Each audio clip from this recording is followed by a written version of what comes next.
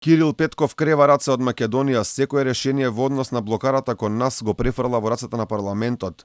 Каков предлог и да има од било кого од Европската Унија кој би бил надвор од рамковната позиција на Бугарија, ќе мора да помине низ парламентот, кој во 2019 година едногласно изгласа декларација за позициите кон Македонија и за условите кои мораме да ги исполниме за старт на преговорите со Европската Унија. Да бъде ясно, всяко едно предложение, което се разграничава от рамковата позиция, да бъде изпращано веднага в Народното събрание и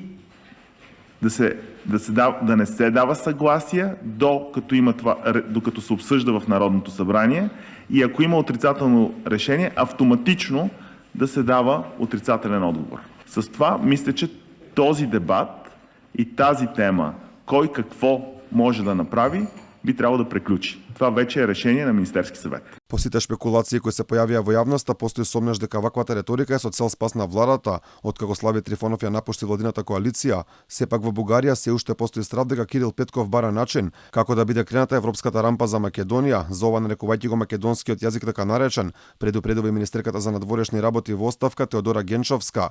Таа во бугарското собрание порача дека Петков подготвил нова рамковна позиција која е контрапозициите на Бугарија.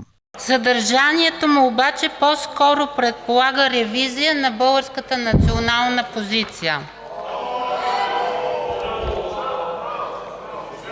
В тази нова рамкова позиция, проект, не фигурира българската позиция по така наречения македонски език. Изискването на европейски гаранции по отношение изпълнение на договора от 2017 става несъстоятелно. Генчовска потенцираше дека Петков му ветил на еврокомесарот за проширување Оливер Вархеј дека ќе ја тргне блокарата за Македонија, што сепак не личи така, барем според последната изјава на бугарскиот премиер, дека без почитување на рамковната позиција на Бугарија, старт на преговори не можеме да добиеме.